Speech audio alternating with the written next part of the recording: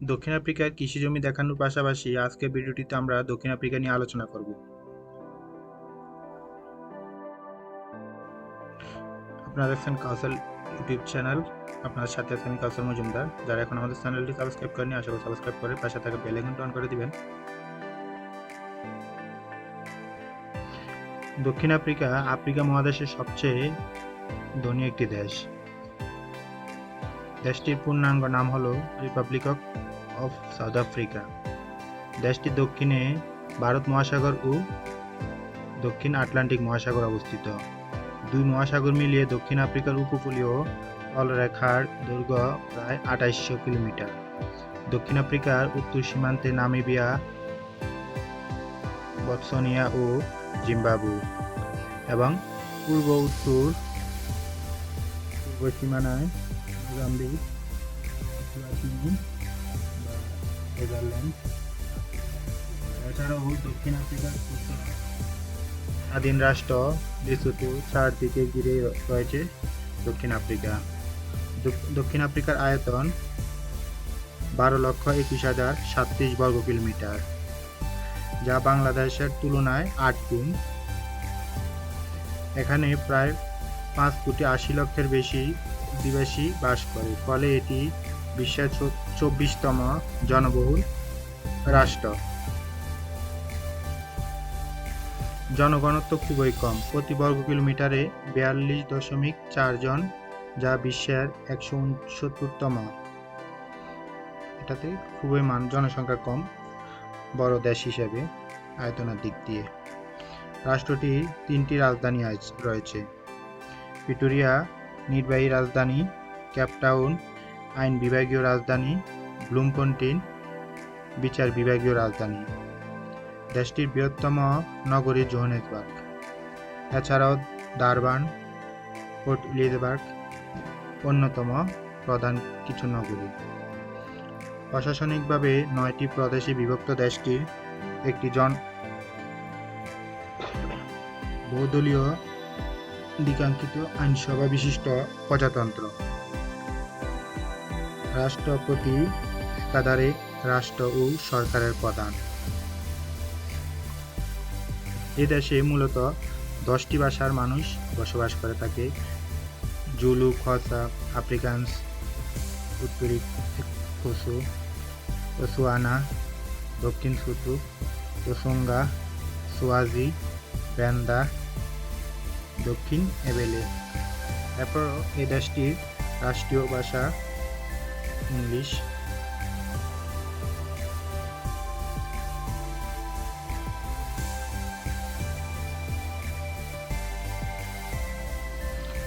দক্ষিণ আফ্রিকা অসংখ্য বাংলাদেশি আছে। তাদের বেশিরভাগ বাংলাদেশি এদেশে আছে ব্যবসা করার জন্য।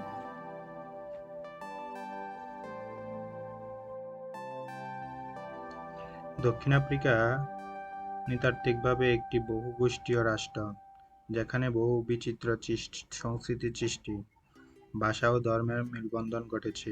এই কারণে এটিকে রংধনুর জাতি হিসেবেও ডাকা হয়। জনসংখ্যা ৪% কৃষ্ণাঙ্গ বাল্টু বংশোদ্ভূত লোক। এদের মধ্যে জুলু, কোসা, সুতু, তোসোয়ানা নৃগোষ্ঠীর প্রধান। ইউরোপীয় শ্বেতাঙ্গ আছে এই দেশে ৮%। মিশ্র জাতীয় লোক প্রায় ৯%। এশীয় বা ভারতীয় বংশোদ্ভূত আছে 2% লোক।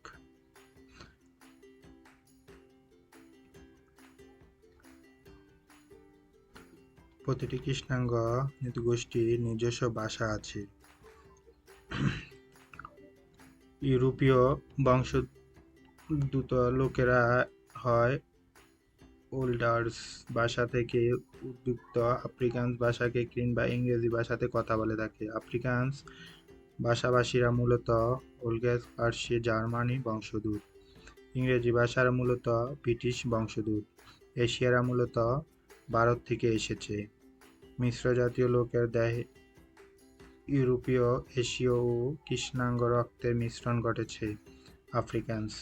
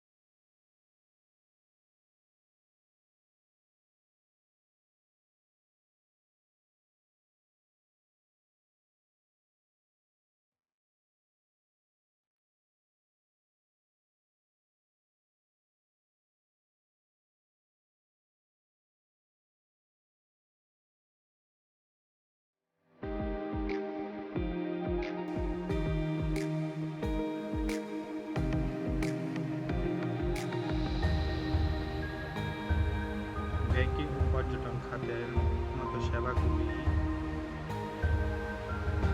দক্ষিণ আফ্রিকার অর্থনীতির মেরুদণ্ড। এছাড়াও খনিজ সম্পদ উত্তোলন ও উৎপাদন, শিল্পজাত পণ্য উৎপাদন গুরুত্বপূর্ণ খাত।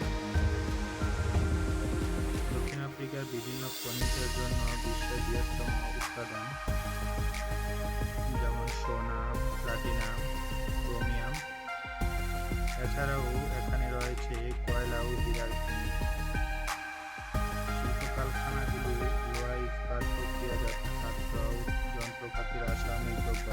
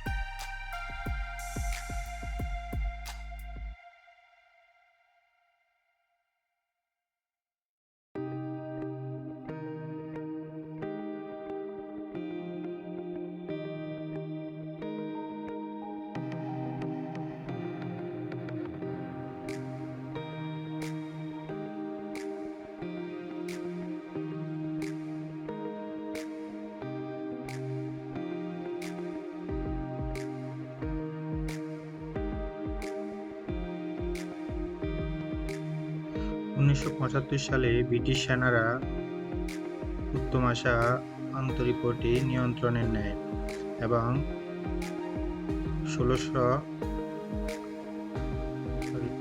1806 সালে নাগাদ সমগ্র ওলদারাস উপনিবেশে নিজেদের নিয়ন্ত্রণে নিয়ে আসে। ব্রিটিশ শাসন থেকে মুক্ত হতে 1833 সাল থেকে শুরু করে প্রায় 200 ধরনের ওলদারাস বংশোদ্ভূত আফ্রিকানরা জাতির লোকেরা দেশের উত্তর দিকে এক মহাযাত্রা সম্পাদন করে এবং 1850-এর দশকে সেখানে অরেঞ্জ ফ্রি স্টেট ও দক্ষিণ আফ্রিকা প্রজাতন্ত্র, বর্তমান ট্রান্সভাল অঞ্চল নামে দুটি স্বাধীন প্রজাতন্ত্র স্থাপন করে। ব্রিটিশরা উত্তমাশা আন্তরিক কেপ কলোনি নামে যেই ব্রিটিশ উপনিবেশ স্থাপন করে সেটি তারা দক্ষিণ আফ্রিকার দক্ষিণ প্রান্তের সমগ্র অংশ জুড়েই প্রসারিত করে। এরপর ব্রিটিশরা বোরদের রাষ্ট্রগুলোকে বিজয় করে উদ্ধত হয়।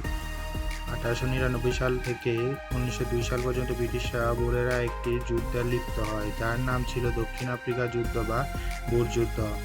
যুদ্ধের ব্রিটিশদের বিজয় ঘটে এবং তারা ওই দুটি ওল্ডার্স প্রজাতন্ত্র ব্রিটিশ উপনিবেশে পরিণত হয়। 1910 সালে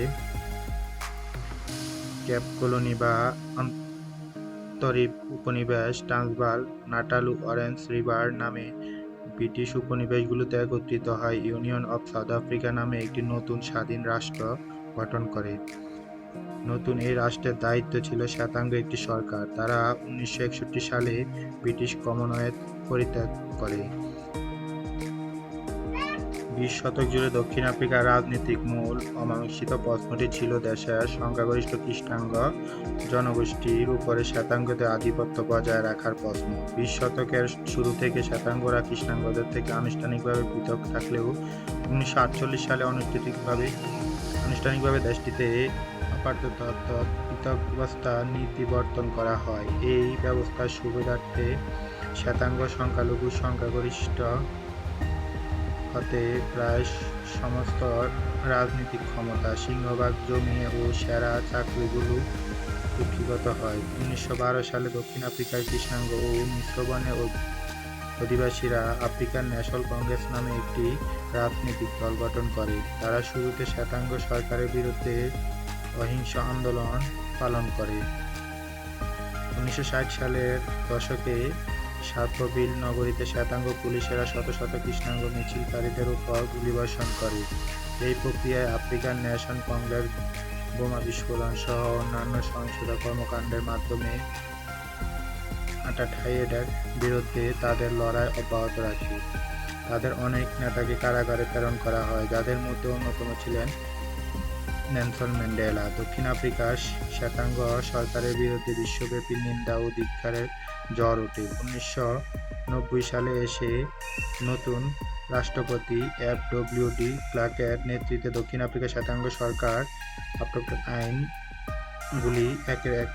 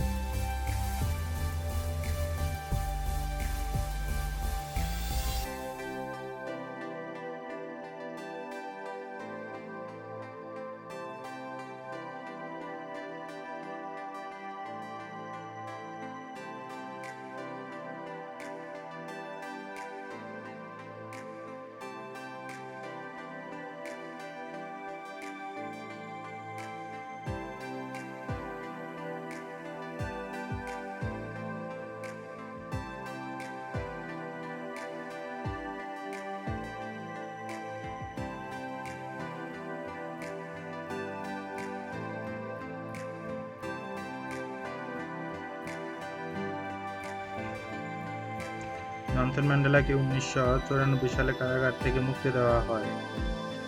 1994 সালে পর্যন্ত জাতি ও বর্ণের জন্য একটি উন্মুক্ত নির্বাচন অনুষ্ঠিত হয়, যাতে নেলসন ম্যান্ডেলা দেশটির প্রথম কৃষ্ণাঙ্গ রাষ্ট্রপতি হিসেবে বিবেচিত হয়। নেলসন ম্যান্ডেলাকে বর্তমানে বিশ্বের অন্যতম সেরা একজন রাষ্ট্রনায়ক হিসেবেও বিবেচনা করা হয়। দক্ষিণ আফ্রিকা খুব সুন্দর একটি দেশ। এখানে ঘোরার জন্য কেপটাউন, ডারবান সহ অনেকগুলো শহর আছে। এখানে আসলে আপনি খুব সুন্দর জায়গায় সুন্দরভাবে ঘুরতে পারবেন।